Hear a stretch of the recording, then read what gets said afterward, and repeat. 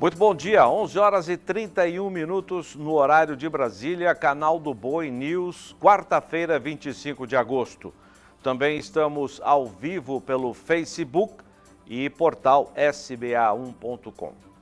O Índice Nacional de Preços ao Consumidor Amplo 15 de agosto ficou em 0,89%. Foi a maior variação para um mês de agosto desde 2002, quando o índice havia sido de 1%, informou hoje o IBGE. O IPCA 15 é uma prévia da inflação oficial. No ano, o índice acumulou alta de 5,81% e nos últimos 12 meses de 9,3%. Dos 9 grupos pesquisados, 8 tiveram alta de preço em agosto. O maior impacto e a maior variação vieram do setor de habitação. Também contribuíram os setores de transporte e alimentação e bebidas. O Supremo Tribunal Federal retoma nesta quarta-feira o julgamento da ação que questiona regras de demarcação de terras indígenas. A discussão sobre o tema surgiu em uma ação do governo de Santa Catarina que questiona a posse de uma área por indígenas no estado. Ao vivo de Brasília, as informações de Berenice Leite. Bom dia, Berê.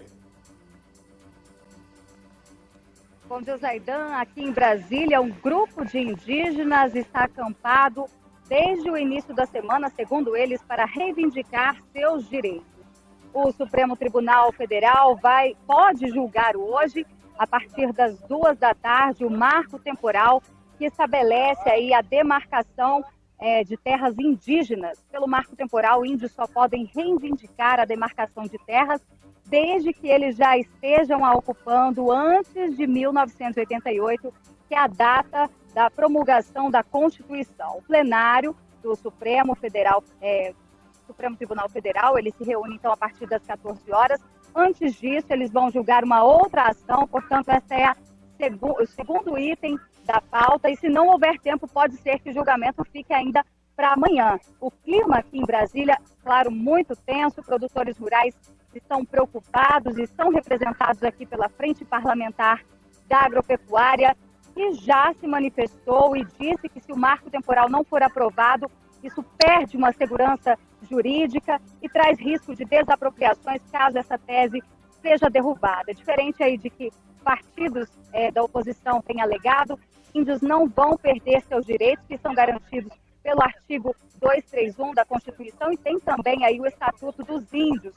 Só lembrando que o relator desta ação já se manifestou e ele é contra a aprovação do marco temporal. A gente segue acompanhando tudo de perto e trazendo atualizações ao longo dos nossos telejornais. Zaidan. Muito obrigado, Berenice Leite, ao vivo de Brasília. Você viu que o futuro das demarcações de terras indígenas pode ser decidido a partir de hoje com a retomada do julgamento de um recurso contra a ação de reintegração de posse impetrado pelo Estado de Santa Catarina. O resultado pode interferir no direito de propriedade em todo o Brasil. O julgamento tem o poder de acabar com a tese do marco temporal, que tem como base as ocupações indígenas até a promulgação da Constituição em outubro de 1988. Ontem, no programa Agricultura BR, aqui no Canal do Boi, o ex-ministro e ex-relator do Código Florestal, Aldo Rebelo, falou sobre o assunto. Veja o que ele disse.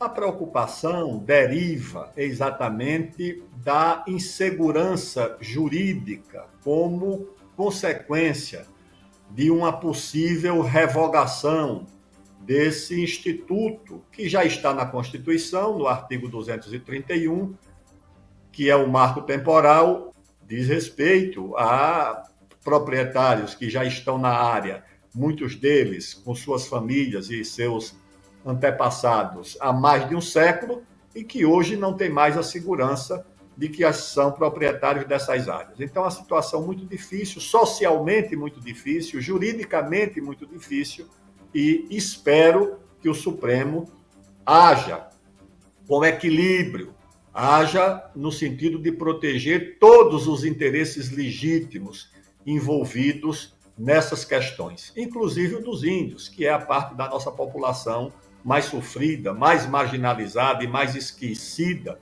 pela sociedade e pelo Estado. O Banco do Brasil anunciou ontem recursos de 10 bilhões e meio de reais para apoio aos produtores rurais. Ao vivo da Bolsa Brasileira de Mercadorias em São Paulo, as informações de Walter Pulga Júnior. Bom dia, Pulga. Bom dia a vocês, Zaidan. Bom dia a todos. De fato, esses recursos são para apoiar aí a ampliação da tecnologia, da sustentabilidade, da infraestrutura no campo, inclusive. Por isso, o Banco do Brasil lançou até esse programa aí, BB Investimento Agro. Desses 10 bilhões e meio de reais, 8 bilhões e meio são destinados a esse programa Banco do Brasil Investimentos Agro, né? Pelo programa, 5 bilhões e meio serão destinados a financiamento de energia renovável.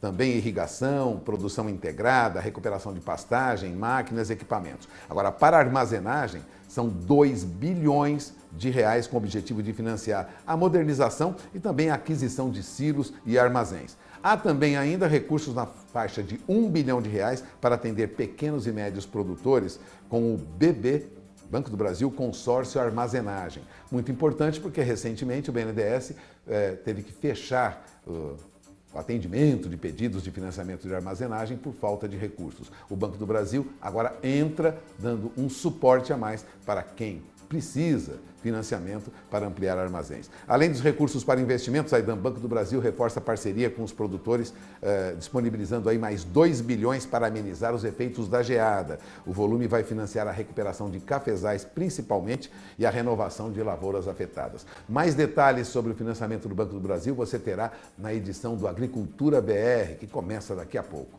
Zaidan? Obrigado, Pulga. Agora a previsão do tempo para todo o Brasil. Bom dia, Renata Ferreira.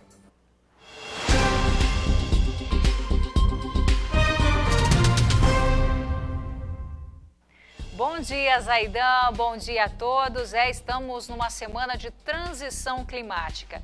E diversos estados que estavam sofrendo com o tempo mais seco já começam a receber chuva a partir de hoje. Na região sul, o dia será marcado por fortes chuvas no estado gaúcho por conta da formação de um ciclone extratropical. Esse sistema leva temporais com fortes rajadas de vento em quase todo o estado. A chuva também avança hoje para Santa Catarina e metade sul do Paraná com ventos moderados. No sudeste, Zaidan, o calorão ainda deve prevalecer, mas olha só o mapa de chuvas na próxima semana. Tem previsão de precipitações por lá na virada do mês. Os acumulados não serão tão intensos, mas devem atingir a maior parte da região. No centro-oeste, o dia será quente, mas a chuva finalmente começa a avançar sobre o sul de Mato Grosso do Sul. Nos próximos dias, esses acumulados devem aumentar pelo estado, assim como em outras partes do centro-oeste brasileiro. No nordeste, chuva isolada hoje apenas nas áreas costeiras. Pancadas irregulares e pontuais podem atingir o leste do nordeste, além de trovoadas entre o norte de Rondônia até o Maranhão. Na virada do mês, a chuva deve avançar pelo interior da região nordestina e tem chance para pancadas isoladas na região do Mato Piba. No mesmo período, também tem chance para chuva no sul do Pará e também Tocantins. Zaidan, daqui a pouco eu volto durante a programação com mais detalhes da previsão do tempo. É com você. Obrigado, Renata. Um caminhão que transportava mais de 2.000 frangos vivos tombou na manhã de ontem em uma rodovia de Presidente Venceslau, interior de São Paulo. Ao vivo de Araçatuba, noroeste do estado, as informações de Gustavo D'Angelo. Bom dia, Gustavo.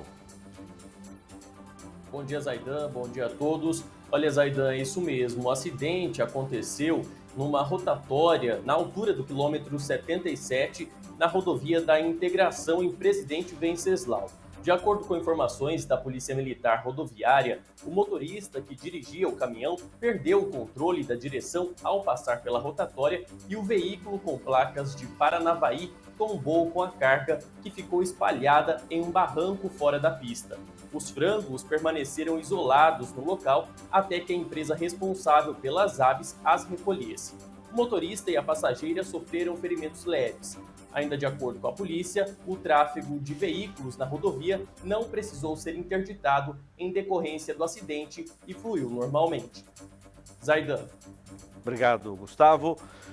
A área atingida por incêndios no Pantanal de Mato Grosso do Sul, de janeiro a agosto deste ano, é cerca de 6 vezes menor em comparação aos registros do mesmo período no ano passado, quando houve recorde de incêndios florestais em Mato Grosso do Sul. Ao vivo do Centro de TV do Canal do Boi, as informações de José Cunha. Bom dia, Zé.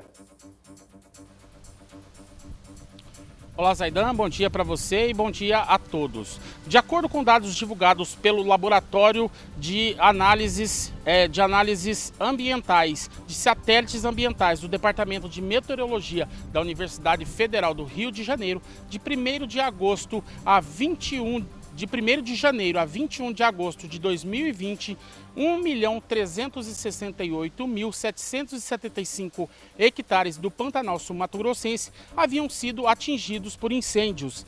Nesse mesmo período de 2021, esse número despencou para 261.800 hectares. Os investimentos do governo do estado na estruturação do Corpo de Bombeiros e a instituição do PEMIF, o Plano Estadual de Manejo Integrado do Fogo, foram fatores que determinaram para a redução desses incêndios florestais nos 8 primeiros meses deste ano. Com recursos da Defesa Civil Nacional, no valor de R$ 8.600.000, cuja liberação imediata foi comunicada pelo ministro Rogério Marinho, do Desenvolvimento Regional, ao governador Reinaldo Zambuja, o estado vai custear a manutenção das operações de combate aos incêndios por mais 90 dias. Zaidan. O mercado de inseminação artificial de bovinos cresceu 65% no primeiro semestre deste ano. A repórter Kylie Rodrigues tem as informações.